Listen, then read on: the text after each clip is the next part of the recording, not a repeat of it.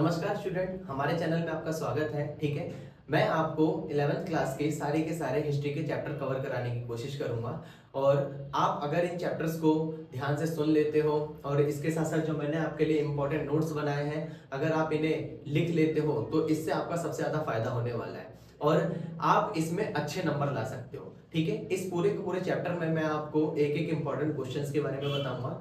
धीरे धीरे करके ये सारे के सारे जो क्वेश्चंस होते जाएंगे, ज्यादा से ज्यादा 20 से 25 मिनट लगेंगे। ठीक है, ध्यान से सुनना।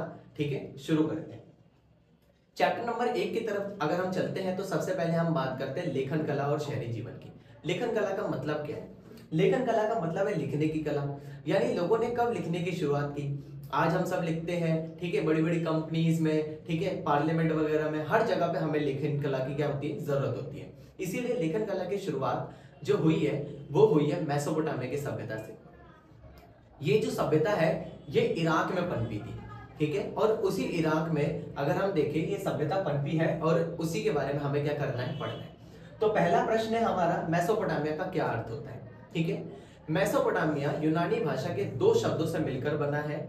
एक होता है मैसोस जिसका मतलब होता है मध्य और दूसरा होता है पोटेमस। पोटेमस का मतलब होता है नदियां, यानी एक ऐसा इलाका जो दो नदियों के बीच में बसा हुआ है, उसी को मैसोस और पोटेमस के साथ साथ यानी कि मेसोपोटामिया कहा जाता है। ठीक है, ये आपका पहला प्रश्न था।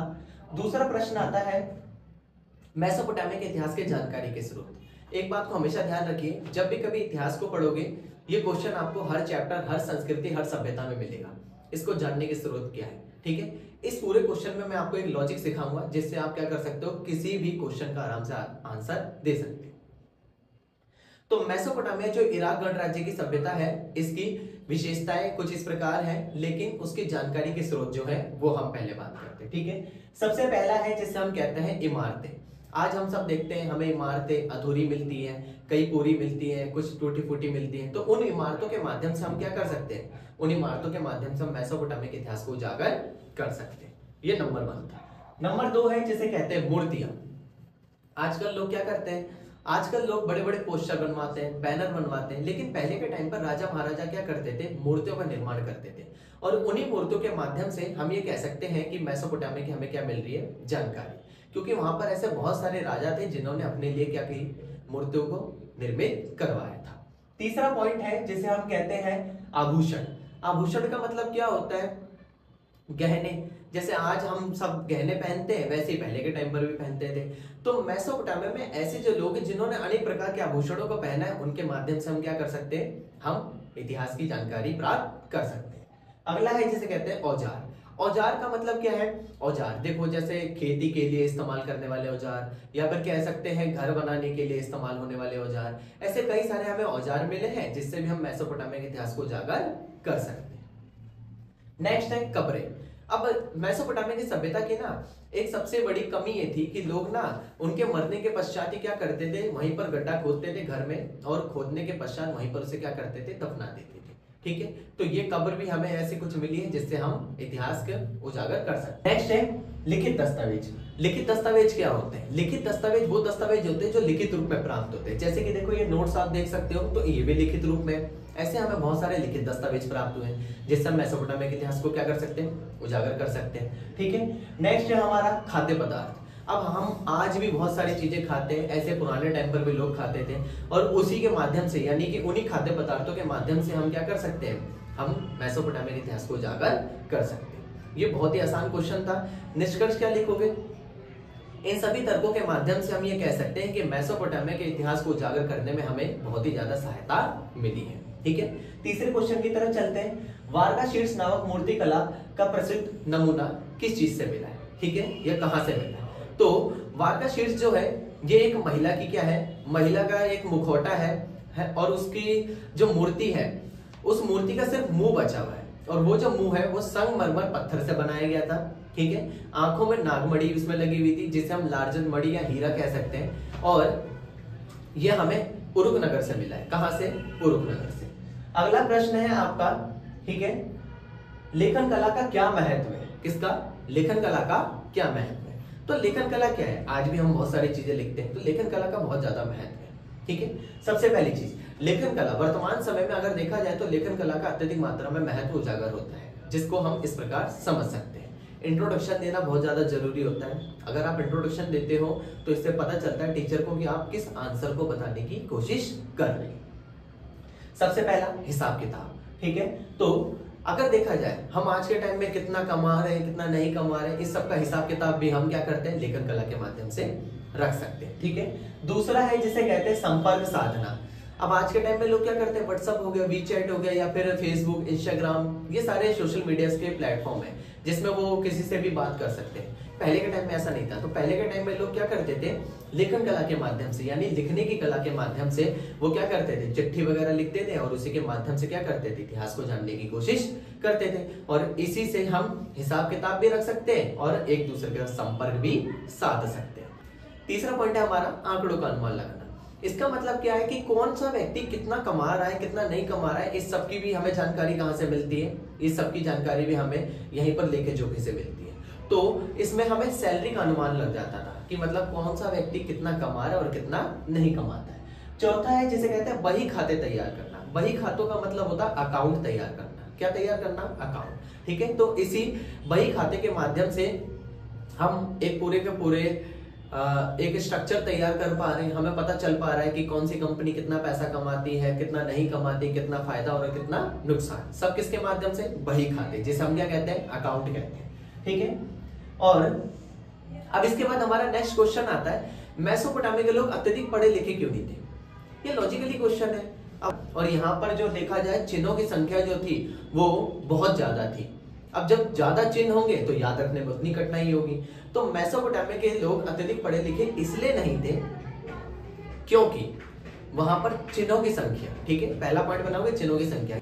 मेसोपोटामिया के लोग अत्यधिक पढ़े लिखे इसलिए नहीं थे क्योंकि वहां पे चिन्हों की संख्या क्या थी, ज्यादा, ठीक है। दूसरा पॉइंट आता है अत्यधिक जटिल होना, मतलब कि वो इतने ज्यादा जटिल होते थे कि उन्हें बना पाना बहुत ही ज्यादा क्या होता था, मुश्किल होता था, ठीक है।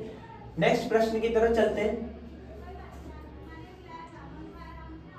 मेसोपोटामिया में बोली जाने वाली भाषाओं के नाम बताइए।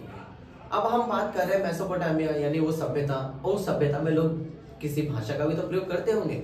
तो सबसे पहले जिस भाषा का प्रयोग किया गया वो थी सुमेरी।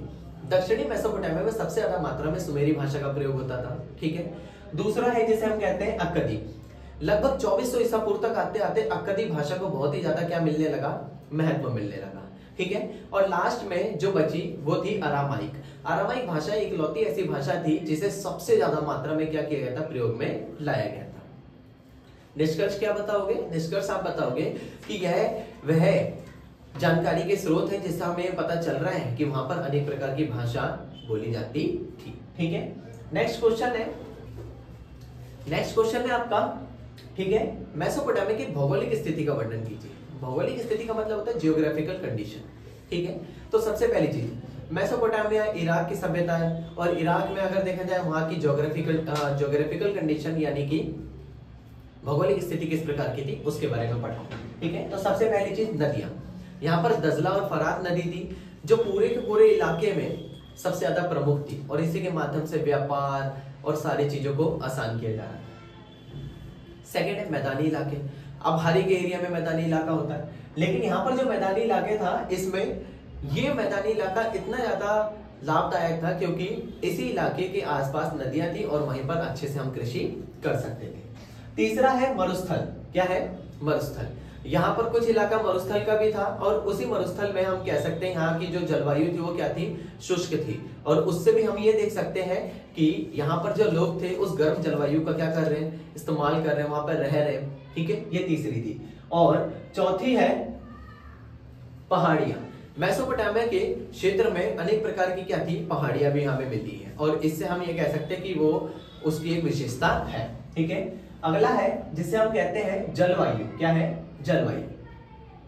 अब जलवायु तो देखो लगातार बदलती रहेगी। जलवायु का मतलब क्या होता है, एटमॉस्फेयर, कभी गर्मी का है, कभी सर्दी का है। तो यहाँ पर जो उसका तापमान होता था कभी बढ़ता था और कभी घटता था, लेकिन ये यहाँ पर जो तापमान था वो रेगिस्तान के कारण बहुत ही ज्यादा क्या रहता था, गर्म रहता था, ठीक है।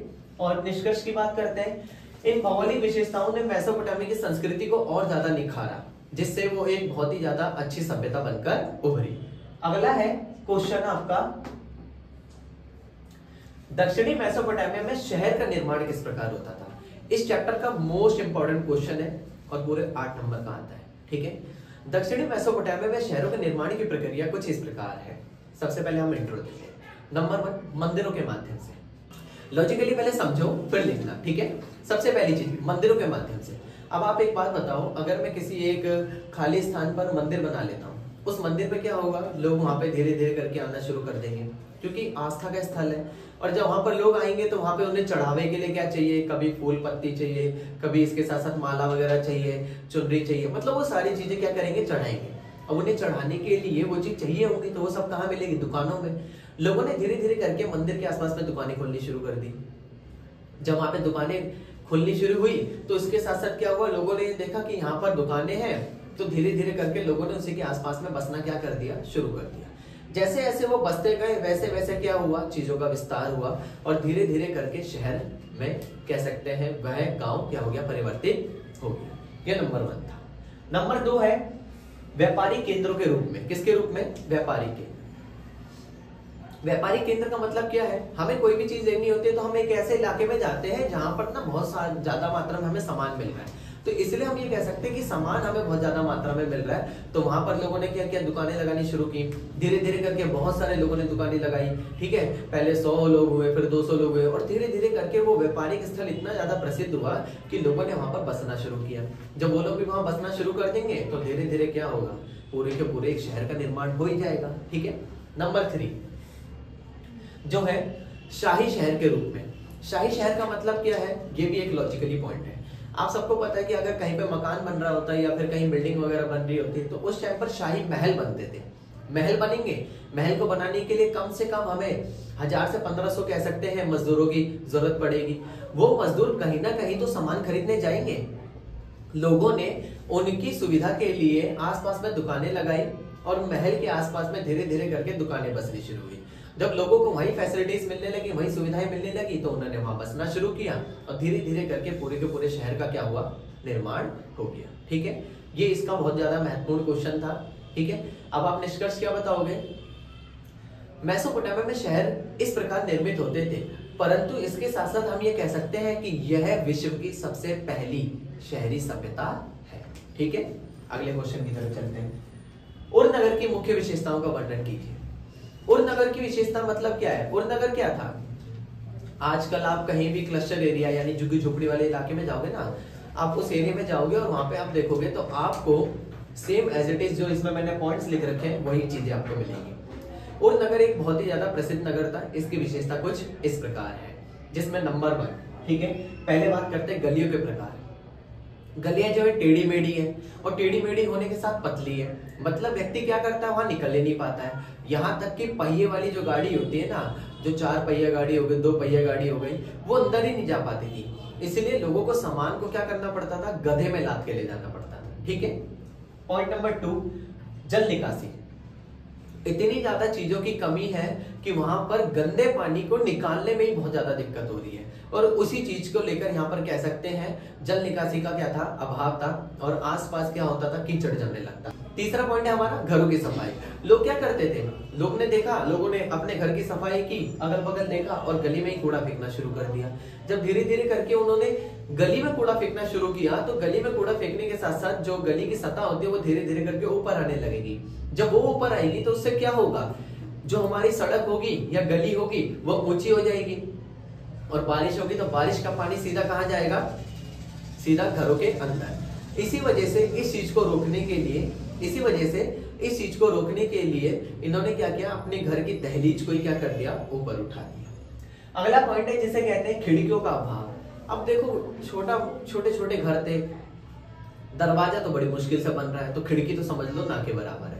इसीलिए यहाँ पर खिड़की नहीं होती थी, खिड़कियों का अभाव था, इसलिए सूरज की रोशनी से डायरेक्टली क्या होता था, जो सूरज की रोशनी वो डायरेक्टली घर के अंदर आ रही है। शवों को दफनाना, सबसे पहली चीज ये थी, लोगों ने क्या किया, लोगों ने अगर कोई मर जाता था तो ये लोग क्या कर देते, घर के अंदर गड्ढा खोदा, वहीं पर उन्हें दफन कर दिया। मतलब इस तरह का वो क्या करते थे, कार्य करते थे। ठीक है, नेक्स्ट पॉइंट है घरों का अंधविश्वास। ये तो बहुत ही ज्यादा अंधविश्वास फैला हुआ था। सबसे पहला है घरों की, कहते हैं यदि घर की दहलीज ज्यादा ऊंची उठी होगी ना तो हमारे घर में पैसा ही नहीं आएगा। ये कैसा लॉजिक है, अगर आप देख रहे हो यहाँ पे सड़क ऊंची उठ रही है तो आप उससे पानी बचाने के लिए आप अपनी दहलीज को ऊपर उठा रहे हो, और दहलीज ऊपर उठ जाती है तो लोगों के घर में पैसा नहीं आएगा, मतलब इंसान करे तो करे क्या। तो ये उनका अंधविश्वास था जो आज बहुत ही ज्यादा क्या है, बेकार है आज के टाइम पर। दूसरा है, अगर किसी एक व्यक्ति का दरवाजा किसी दूसरे व्यक्ति के घर के सामने खुल रहा है ना, तो ये भी दुर्भाग्य है। यानी अगर मेरे घर का दरवाजा होगा तो सामने वाले व्यक्ति की दीवार के सामने खुलना चाहिए, तब जाके मेरे घर को सौभाग्य मिलेगा, इसलिए इसे अंधविश्वास कहा गया। ठीक है, ये इसके थे पॉइंट, तो आपको ये लिखने पड़ेंगे। अगला प्रश्न है, क्यूनिफॉर्म का क्या अर्थ होता है। क्यूनिफॉर्म का अर्थ होता है, क्यूनिफॉर्म दो शब्दों से मिलकर बना है। क्यूनियस, क्यूनियस का अर्थ होता है खूंटी, खूंटी मतलब नुकीली चीज कोई भी। फार्मा का मतलब होता है आकार, यानी हम किसी भी नुकीली चीज से क्या कर रहे हैं, इस पर लिख रहे हैं, उसी को क्यूनिफॉर्म कहा गया। ठीक है, इसकी भी अगर देखा जाए इसका भी इस्तेमाल कहां पे होता था, मेसोपोटामिया में। ठीक है, नेक्स्ट क्वेश्चन की तरफ चलते हैं। मारीनगर के पशु चारक और किसानों के बीच में झगड़ों के क्या कारण थे। सबसे पहली चीज, मारीनगर के पशु चारक और किसानों के बीच में अनेक प्रकार के झगड़े होते थे, जिसमें नंबर 1 है जुते हुए खेतों से गुजरना। ये लोग क्या करते थे, जितने भी पशु चारक थे वो कृषकों के जुते हुए खेत से गुजार देते थे। जब वो वहीं से गुजार देंगे तो जो जानवर है वो उनकी उपज क्या करते थे, खा जाते थे। ठीक है, इस वजह से पहले झगड़े होते थे। दूसरा है ग्रामीण लोगों पर हमला। जब पशु चारक के पास कुछ भी नहीं है तो वो क्या करता है, सीधा जाके उनके ऊपर हमला कर देते हैं और उनको लूट लेते हैं। ठीक है, ये दूसरा कारण था झगड़े का। तीसरा, बाधा उत्पन्न करना। जब सामने वाले व्यक्ति को ये पता है कि वो मेरे खेतों से इन जानवरों को गुजारेगा तो मैं उसे क्यों घुसने दूंगा, तो इसलिए वो क्या करते थे, वो उनको गुजरने नहीं देते थे, इस वजह से भी झगड़े होते थे। और चौथा है भूमि का उपजाऊपन। जितनी ज्यादा मात्रा में जानवर उसी खेत से गुजरते गए तो पूरी की पूरी भूमि क्या होने लगी, बंजर होने लगी, क्योंकि जानवरों ने उपज खा ली और जो बची कुची जो कह सकते हैं उसका उपजाऊपन था वो वहां पर चलने के कारण क्या होने लगा, खत्म होने लगा। इस वजह से इनके बीच में क्या होते थे, झगड़े होते थे।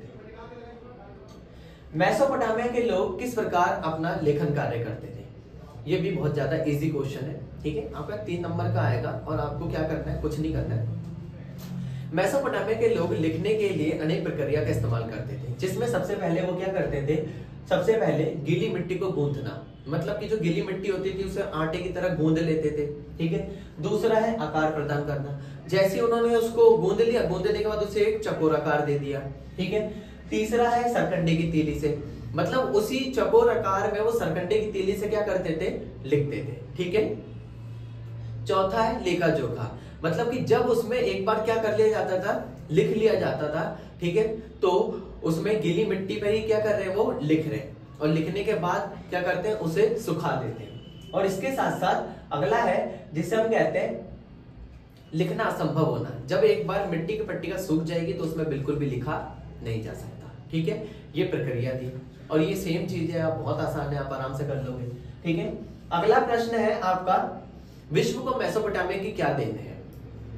संपूर्ण विश्व को मेसोपोटामिया की अनेक प्रकार की देन है। ठीक है, जिसे हम इस प्रकार समझ सकते हैं। नंबर 1 है जिसे हम कहते हैं काल गणना। ठीक है, सबसे पहले काल की गणना करने की शुरुआत अगर देखा जाए, मतलब समय का आकलन अगर देखा जाए तो ये कहां से शुरू हुई, मेसोपोटामिया से। नंबर 1। नंबर 2 है गणित का आकलन। लगभग 1800 ईसा पूर्व के आसपास हमें ये पता चला कि यहाँ पर गणित के कुछ अवशेष मिले, मतलब जो हम आज के टाइम में मैथ्स करते हैं तो मैथ्स की भी शुरुआत अगर देखा जाए कहां से, मेसोपोटामिया से मानी गई। अगला है खगोल विद्या। खगोल विद्या का मतलब क्या होता है, एस्ट्रोनॉमी, जिसमें हम क्या करते हैं, हर चीज का पता लगाते हैं, जिसमें हम चांद तारे ग्रहों के माध्यम से समय का अनुमान लगाते हैं। और इसी के माध्यम से हमने ये भी अनुमान लगाया है कि एक साल में 12 महीने होते हैं, एक महीने में 4 सप्ताह होते हैं, एक सप्ताह में 7 दिन होते हैं, एक दिन में 24 घंटे होते हैं, और एक घंटे में 60 मिनट होते हैं, और एक मिनट में 60 सेकंड होते हैं। इस सब का भी हमें कहां से पता चला, मेसोपोटामिया की सभ्यता से। अगला है जिसे हम कहते हैं समय का अनुमान। वो लोग क्या करते थे, वो सूर्य उदय होने का और सूर्य अस्त होने का या फिर चंद्रमा के निकलने का, इसी के अनुसार वो क्या करते थे, समय का पता लगाते थे कि सुबह कब हो रही है, शाम कब हो रही है, दोपहर कब हो रही है, वो इस तरीके से। अगला है जिसे कहते हैं कृषि का विकास। लगभग 7000 ईसा पूर्व से 6000 ईसा पूर्व तक कृषि का क्या होने लगा, यहाँ पर विकास होने लगा था। पहिए का आविष्कार, इसी समय पर अगर देखा जाए तो पहिए का आविष्कार भी क्या हुआ था, शुरू हुआ था। ठीक है, ये भी हमें कहां से पता चला है, मेसोपोटामिया से। अगला है लेखन कला। चैप्टर के स्टार्टिंग में मैंने तुम्हें बता दिया था लेखन कला मतलब लिखने की कला की शुरुआत भी कहां से हुई, मेसोपोटामिया से, ठीक है। नेक्स्ट है शहरी जीवन, यानी कि अगर देखा जाए लोगों के बीच में शहरी जीवन की अगर शुरुआत को अगर हम देखें तो वो भी कहां से शुरू हुआ है, मेसोपोटामिया से, ठीक है। ये 8 पॉइंट थे और निष्कर्ष क्या बताओगे, इन सभी तर्कों के माध्यम से हम ये कह सकते हैं कि हाँ मेसोपोटामिया में लेखन कला की, या फिर कह सकते हैं संपूर्ण विश्व को मेसोपोटामिया की ये सारी देन है, ठीक है। लास्ट क्वेश्चन है इस चैप्टर का, मारी नगर की विशेषताओं का वर्णन कीजिए।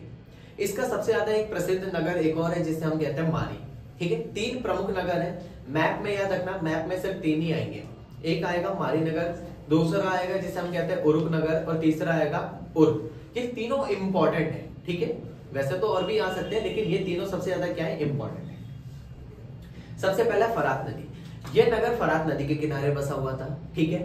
नंबर 2 व्यापार, इस नदी के जरिए ये लोग क्या करते थे, समुद्री जहाजों से व्यापार करते थे और उन्हीं समुद्री जहाज में सामान को लाया जाता था और ले जाया जाता था, ठीक है।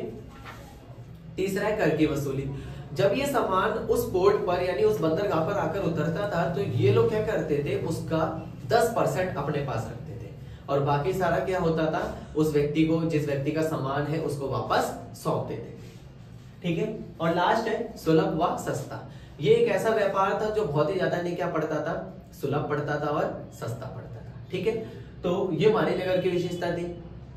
आपका पहला चैप्टर कंप्लीट हो चुका है, ठीक है। इसी के साथ हमारी वीडियोस के लिए बने रहिए और इसी के साथ मैं आपको नेक्स्ट अगले चैप्टर की भी प्रिपरेशन कराऊंगा, ठीक है। तो जल्दी मिलते हैं नेक्स्ट वीडियो में। अगर आपको वीडियो अच्छी लगी हो तो लाइक करें और ज्यादा से ज्यादा अपने फ्रेंड्स तक शेयर करें। Thank you.